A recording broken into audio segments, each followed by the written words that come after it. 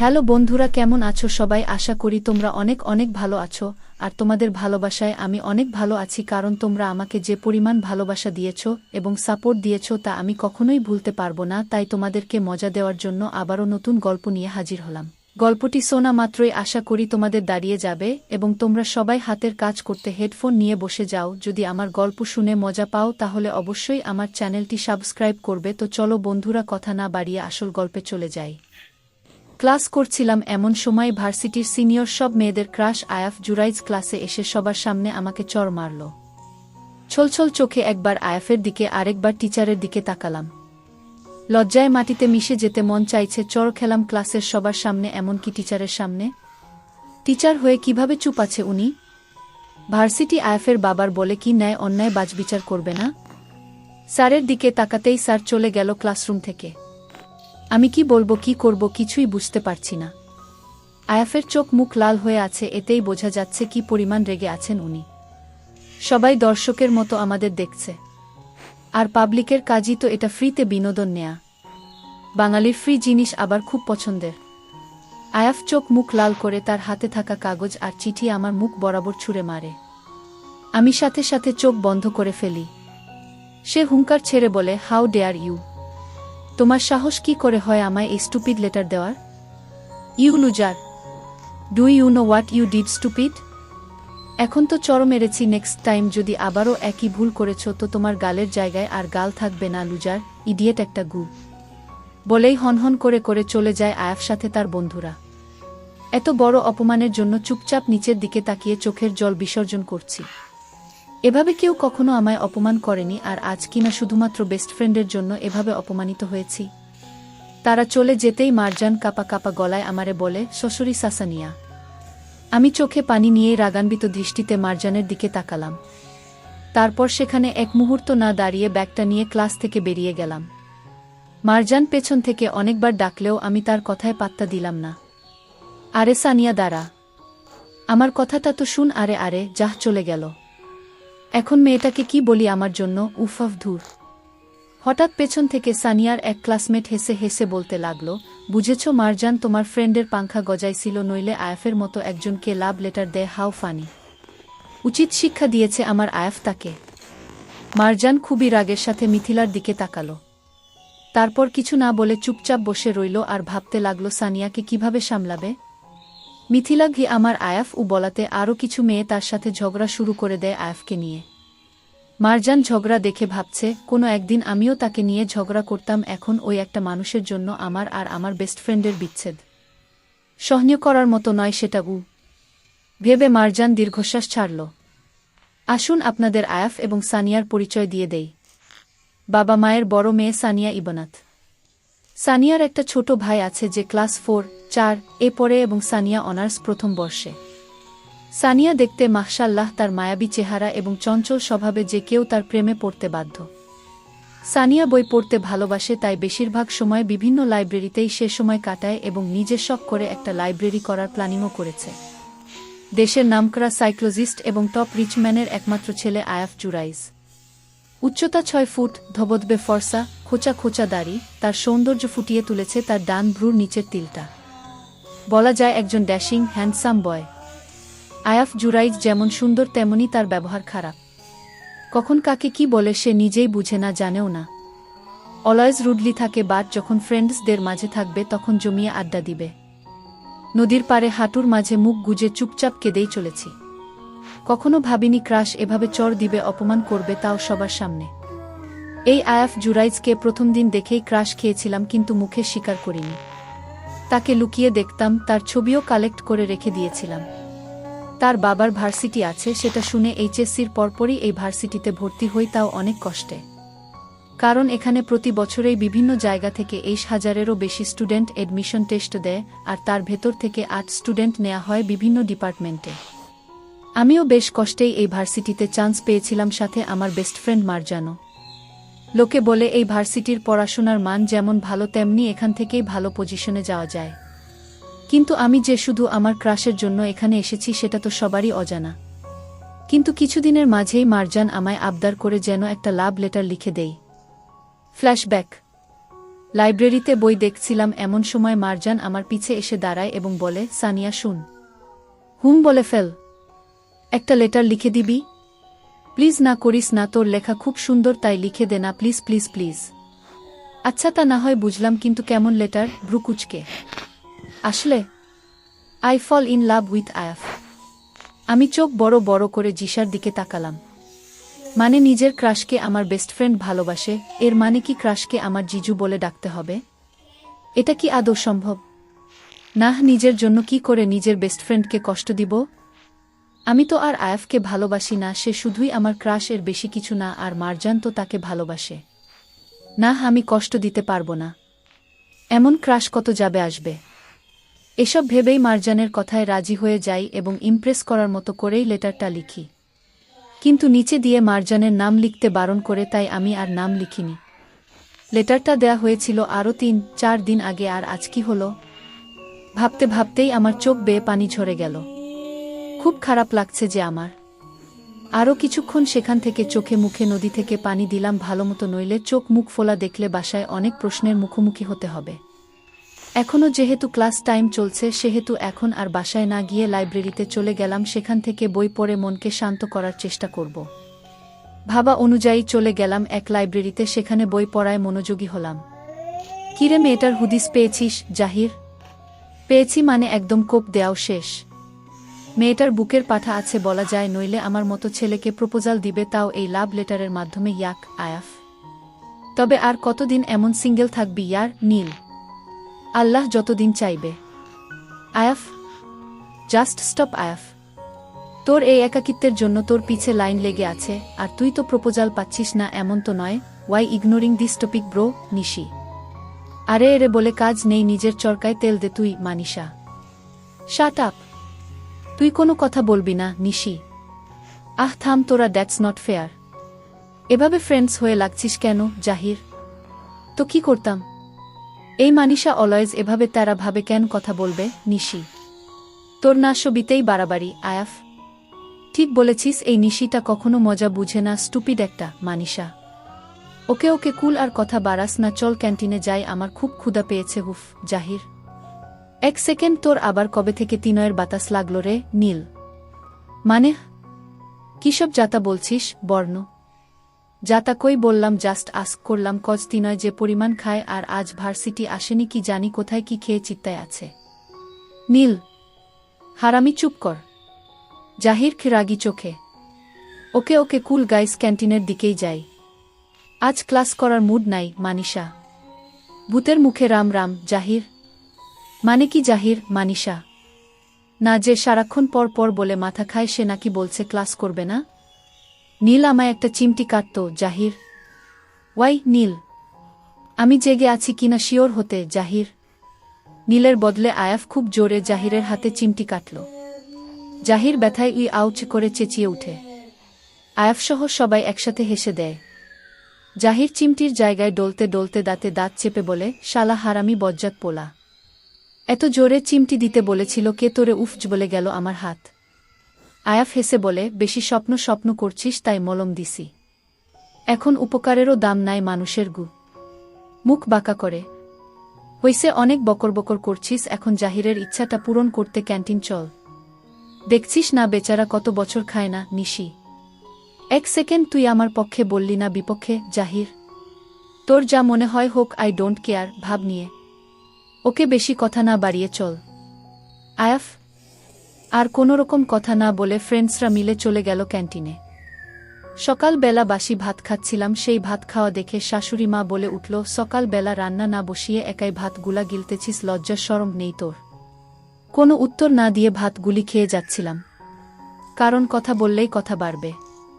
এরপর খাওয়া দাওয়া শেষ করে রান্না শুরু করলাম। রান্না শেষে সবাই যখন খেতে বসল, তখন আমার শাশুড়ি আমাকে উদ্দেশ্য করে বলল, কেন যে এই মেয়ের সঙ্গে ছেলেটির বিয়ে দিলাম? না পারে রান্না বান্না, না পারে কোনো কাজ, সব সময় শুধুমাত্র খাই খাই করে। দেখো তরকারিতে কতগুলা তৈল দিয়েছে, মন হচ্ছে বাবার বাড়ি থেকে তৈল নিয়ে এসেছে। কথাটি শেষ হতে না হতেই পাশ থেকে আমার স্বামী বলে উঠল, মা চুপ করবে প্লিজ, তোমার এই চিল্লাচিল্লি আর ভালো লাগতেছে না। রান্না পছন্দ না হলে রান্না করে খাও, তবুও চিল্লাচিল্লি করিও না। খাইতে বসেও একটু শান্তি নাই। ওহ, আমার কথা এখন খারাপ লাগে আর বউয়ের কথা মিষ্টি লাগে। বুঝি তো, সব বুঝি। প্লিজ মা, চুপ করো। এভাবে আর কত নির্যাতন করবে মেয়েটাকে? ও তো আমাদের মতন মানুষ নাকি? ভালো কথা বললেই দোষ। ঠিক আছে, আর ভালো কথা বলবো না। হয়েছে, চুপ করো। এরপর খাওয়া দাওয়া দেশে যখন রুমে আসলাম তখন আমার স্বামী হাসিব আমাকে বলে, অথি প্লিজ রাগ করিও না। বুঝি না মা কেন তোমার সঙ্গে এমন করে। আরে বাদ দাও এসব কথা। আমার ভাগ্যে যা লেখা আছে সেটাই হবে। কষ্ট পেও না, আর একদিন যদি এমন দেখি আমরা আলাদা হয়ে যাব। কারণ এভাবে জীবন চলে না। তোমার যা ভালো মনে হয়। আচ্ছা, সাবধান থাকিও, আমি অফিসে গেলাম। কথাটি বলেই আমার কপালে দিল। বতরমানে শাশুড়িগুলা এতটাই খারাপ হয়েছে যে বলার মতন ভাষা নেই। তারা ছেলের বউকে নিজের মেয়ে ভাবতেই পারে না। সব সময় ঝগড়া করতেই থাকে। আর একটি কথা, সব শাশুড়ি কি আবার এক নয়? কাবিন শেষ করে বউ নিয়ে বাসায় ফিরতে প্রায় রাত 10টা বেজে গেল। নতুন বউ সাজে মুনিয়া মাথায় ঘোমটা টেনে শ্বশুরবাড়িতে ঢুকল। তবে চুপচাপ বাড়ি, তেমন আত্মীয় স্বজন আসেনি। সাব্বিরের নিজের খালাফপু চাচিরাও আসেননি। অবশ্য দ্বিতীয় বিয়েতে এত আয়োজন করে দাওয়াতও করা হয়নি কাউকে। সাব্বিরের মা সবাইকে ফোন করেছেন, দোয়া চেয়েছেন, এ পর্যন্তই। বিয়ে বা বউ নিয়ে কারো কোনো উত্তেজনা নেই। মুনিয়া ঘরে ঢোকার পরে সাব্বিরের বড় বোন সুমাইয়া আপা এসে একটু মিষ্টি দুধ মুখে দিয়ে গেলেন। দায়সারা ভাবে একটু কালোজাম কেটে মুখে ঢুকিয়ে দিলেন সাব্বিরের বড় ভাবি। তারপর সবাই ঘর থেকে চলে গেলেন একসাথে। আর কারো কোনো খবর নেই। সাব্বিরের দ্বিতীয় বিয়ে হলেও মুনিয়ার তো প্রথম বিয়ে। তা হোক, বাপ মরা মেয়ে চাচার বাড়িতে বড় হয়েছে। যদিও বাবা নেই, মুনিয়া এটা কখনো বুঝতে পারেনি। বিয়ে ঠিক হবার পরে খুব কেঁদেছিল। সারা পৃথিবীতে কি পাত্রের এতই অভাব পড়েছে যে মুনিয়াকে ডিভোর্সি ছেলের সাথে বিয়ে দিতে হবে। বাবা থাকলে কখনো এমন পারত না বোধ হয়। মেজ চাচা এসে বললেন, ছেলেটা ভালো, সৎ ব্যবসায়ী, ভালো আয় ইনকাম করে। কোনো কারণে ডিভোর্স হয়ে গেছে, সেটা নিয়ে বসে থাকলে তো আর চলে না। ওই মেয়ের কপালে সাব্বিরের মতো ভালো ছেলে ছিল না, তাই হয়তো সংসার টেকেনি। তাছাড়া মা, আমার অবস্থা তো জানিস, তোকে এক টুকরো সোনা দিতে পারবো না। তোর সংসার সাজিয়ে দেওয়ার ক্ষমতাও আমার নেই। তোর নিজের পছন্দ থাকলে না হয় সেখানে বিয়ে দিতাম, তাও তো নেই। আমার কথা ভেবে রাজি হয়ে যা মা। মুনিয়া চোখ মুছে বলেছে, আমি রাজি চাচা, কোনো সমস্যা নেই। সাব্বিরের বাড়ি থেকে কোনো দাবি দেওয়া ছিল না। মুনিয়াকে দুটো লাল টুকটুকে লাগেজ ভরে শাড়ি, গয়না, পয়নামার জিনিসপত্র দিয়েছে। হলুদ হয়নি। মুনিয়ার খুব ইচ্ছে ছিল কাঁচা ফুলের গয়নায় সে যে একটা হলুদ সবুজ মেশানো রঙের জামদানি পরে গায়ে হলুদে সাজবে। সেটা আর হয়ে উঠল না। থাক, এক জীবনে সব আশা তো আর পূরণ হয় না। অবশ্য মুনিয়ার কোনো আশাই পূরণ হয়নি। বাবা মারা যাওয়ার পরে মাকে ফিরিয়ে নিয়ে গিয়েছে মামারা। আবার তাকে বিয়েও দিয়েছে। কিন্তু মুনিয়ার সেখানে জায়গা হয়নি। মামি তাকে একদিন বললেন, দেখ মুনিয়া, তোর মায়ের তেমন বয়স হয়নি। তার পুরো জীবনটা পড়ে আছে। এখন লোকে যদি দেখে তার এত বড় মেয়ে আছে, তাকে কে বিয়ে করতে আসবে বল? তার চাইতে তুই মা তোর মেজ চাচার বাড়িতে গিয়ে থাক। মুনিয়া পরদিনই নিজের ব্যাগটা নিয়ে চলে এসেছিল। চাচি নিজের সংসারে বাড়তি বোঝা আদর না করলেও ফেলে দেননি। কিন্তু খুব টানে টানে জীবন কেটেছে। তবে আজ এসব ভেবে আর লাভ কি? মুনিয়াকে বসানো হয়েছে সাব্বিরের ঘরে। সাব্বিরকে এখনো সামনাসামনি দেখেনি মুনিয়া। হোয়াটসঅ্যাপে ছবিটা পাঠিয়েছিল বড় দাদা, মানে মেজ চাচার বড় ছেলে। সাব্বিরের সাথে তার কি যেন ব্যবসা। সেখান থেকেই বিয়ের প্রস্তাব। না, সাব্বির দেয়নি বোধহয়, মেয়ে খুঁজছে এই খবর পেয়ে বড় দাদাই যোগাযোগ করেছে। ঘরটা পুরো সাজানো গোছানো। একটা 4 পাল্লার আলমারি, ড্রেসিং টেবিল, ওয়ারড্রোব, একটা শোকেস ভর্তি বিভিন্ন ধরনের বইপত্র, একটা তাকের মতো কাঠের কিছু একটা, নিচে কিছু রাখা, কিন্তু বোঝা যাচ্ছে না কি আছে। কর্নারে একটা 1 পাল্লার আলমারিও দেখা যাচ্ছে। আয়নাটা দেখে মুনিয়ার মনে হলো, এই আয়নাটায় দ্বিতীয়বার কোনো মেয়ে ব্যবহার করছে। আগের বারও হয়তো সাব্বিরের আগের বউ এই আয়নায় মুখ দেখেছে। এই ঘরের জানালার পর্দা থেকে চারপাশে একটা রুচিশীল ছাপ। কে সাজিয়েছে? হয়তো সাব্বিরের আগের বউয়ের কেনা জিনিসপত্র। সে তো নিশ্চয়ই বেডশিট বা জানালার পর্দা নিয়ে চলে যায়নি। মুনিয়ার ক্লান্ত লাগছে, বালিশে হেলান দিতেই চোখ বন্ধ হয়ে এলো। সাব্বির ঘরে এলো অনেক রাতে। মুনিয়া তখন ঘুমিয়ে পড়েছে। সাব্বির মুনিয়াকে না ডেকে পাশে শুয়ে পড়ল। মুনিয়ার ঘুম ভাঙল জানালা থেকে আসা সকালের রোদে। পাশে কেউ নেই, তবে বালিশের মাঝখানটা ডেবে আছে, মানে কেউ ছিল। নয়তো ভেবে নিত সাব্বির নামের ভদ্রলোক কাল ঘরে আসেননি। আশ্চর্য বিষয়, গতকাল বিয়ে হয়েছে, ভদ্রলোককে এখনো ভালো করে দেখেনি মুনিয়া। বিছানায় বসতে বসতে সাব্বির টাওয়েল পরে বের হলো ওয়াশরুম থেকে।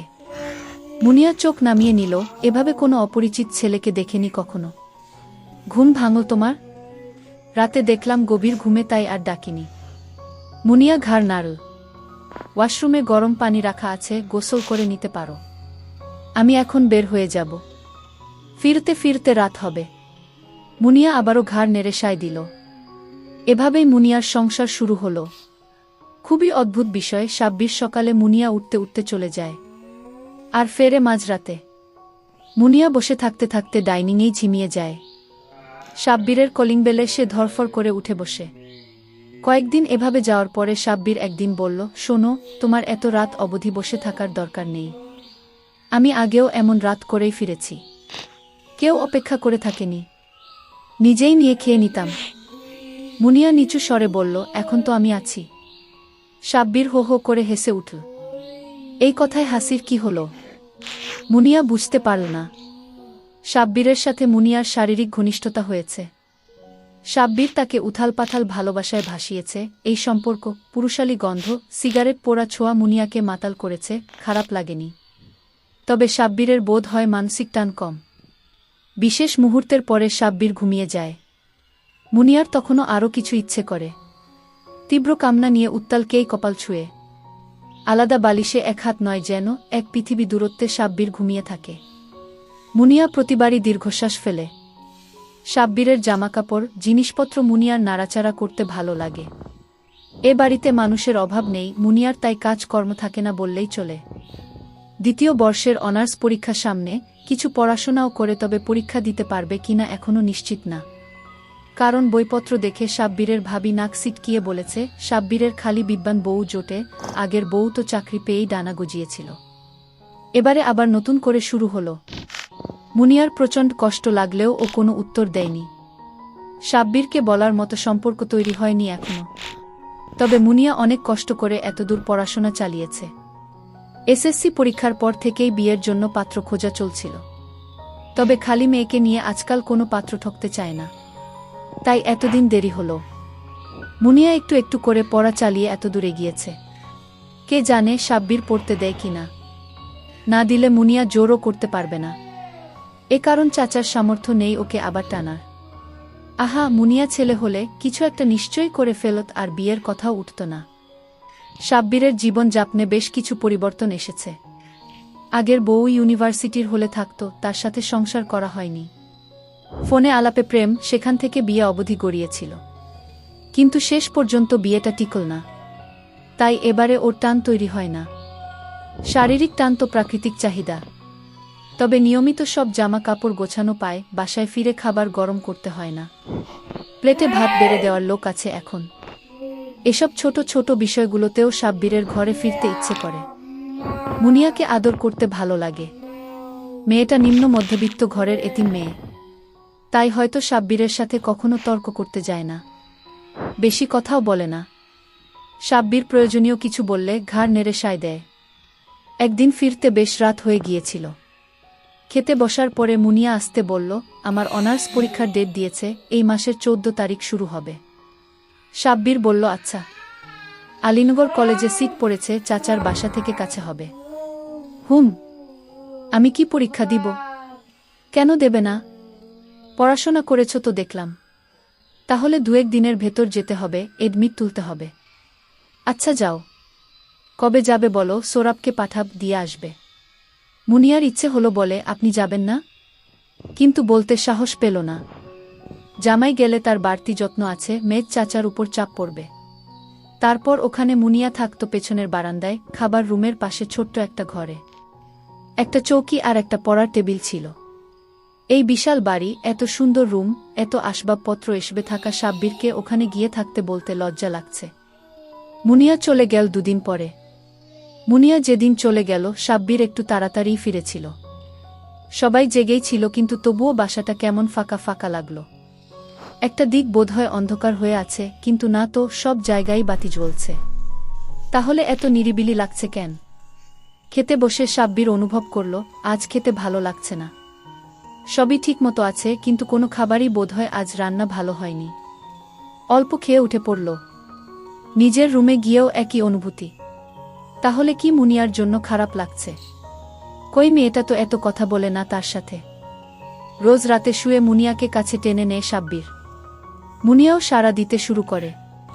সাব্বিরের পশমাবিত বুকে পোষা বেড়ালের মতো মুখ ঘষে আদর করে দেয়। সাব্বিরের যে অনুভূতি হচ্ছে সেটা শারীরিক নয়, বুকের ভেতর একটা কষ্ট কষ্ট লাগছে। ঠিক কি যে নেই ধরনের। সাব্বির মনোযোগ ঘোরাতে চেষ্টা করে। কালকে কয়েকটা ক্যাশমেমো লাগবে। আগে ব্যবসার কাগজপত্রগুলো সব ছড়ানো ছিল, সেগুলো এখন একটা দেরাজে। আলাদা আলাদা করে রডের দোকানের ক্যাশমেমো, বালি চালানের কাগজপত্র রাখা। মেয়েটা সব কাগজ গুছিয়ে রেখেছে, সাব্বিরের সময় লাগে না খুঁজে পেতে। পরের দেরাজ টেনে দেখে এক পাশে শার্টগুলো রাখা, আরেক পাশে জিন্স। উপরের ছোট দেরাজে সব মোজা, আন্ডারওয়্যার গোছানো। টাওয়েল দুটো ধুয়ে রাখা। মোবাইল, হেডফোন, ঘড়ি, ব্রেসলেটগুলো রাখার জায়গাটা একদম পরিপাটি। খুব যত্ন করে সাজিয়ে রাখা। সাব্বির চারপাশে তাকায়, পড়ার টেবিলটা ফাঁকা। মুনিয়ার বইপত্র নেই এখানে। একটু কৌতূহল থেকে মুনিয়ার জামাকাপড় রাখার আলমারির দরজাটা খোলে সাব্বির। একটা মুনিয়া মুনিয়া সুবাস এখানে। কিছু না সরিয়ে প্রাণভরে সুবাস নেয় সাব্বির। মুনিয়াকে কখনো ফোন করা হয় না। ওর চাচার বাসায়ও বিয়ের পরে কখনো যাওয়া হয়নি। সোরাব পৌঁছে দিয়ে এসেছে আজ। সাব্বির চোখ বন্ধ করে একটা নিঃশ্বাস নিল। তারপর সিদ্ধান্ত নিয়ে বাইক নিয়ে বের হয়ে পড়ল। রাত 12টার বেশ কিছু সময় পরে মুনিয়ার চাচার বাসায় গিয়ে কড়া নাড়ল। মুনিয়া জেগেই ছিল। বাইকের হর্নটা ভীষণ পরিচিত হলেও মনে হলো এটা মনের ভুল, এত রাতে কি আর সাব্বির আসবে। কিন্তু অবাক হয়ে দেখল সাব্বির এসেছে। এত রাতে জামাই এসেছে দেখে সবাই ব্যস্ত হয়ে পড়ল। সাব্বির লজ্জিত ভঙ্গিতে বলল, আসলে আমি এত ব্যস্ত থাকি, দিনে একদম সময় পাই না। সাব্বিরের ব্যস্ততা মিথ্যে নয়, সবাই জানে। মাঝরাতে কিছু না করলেও আনুষ্ঠানিক আলাপ আর জামাই আদরের পরে সাব্বির মুনিয়াকে কাছে পেল যখন, তখন রাত 1:30 বাজে। আজও মুনিয়া তেমন কোনো কথা বলেনি। মুনিয়ার রুমের চারপাশটা দেখে নিয়ে যেন সাব্বির মুনিয়ার বুকের ভেতরটাও এক ঝটকায় দেখে নিল। কোনো কথা না বলে আজ মুনিয়াকে বুকে টেনে নিল সাব্বির। আজ কোনো প্রাকৃতিক চাহিদার জন্য নয়, মুনিয়ার এক হাতে ওকে। মুনিয়াও আজ দ্বিধা কাটিয়ে একটা হাতে সাব্বিরকে আঁকড়ে ধরল। দুজন চোখ বন্ধ করল একটা নিশ্চিন্ত নির্ভরতায়। আজ ওদের এক হাত এক পৃথিবী দূরত্ব দূরে সরে গিয়েছে নিশ্চিত।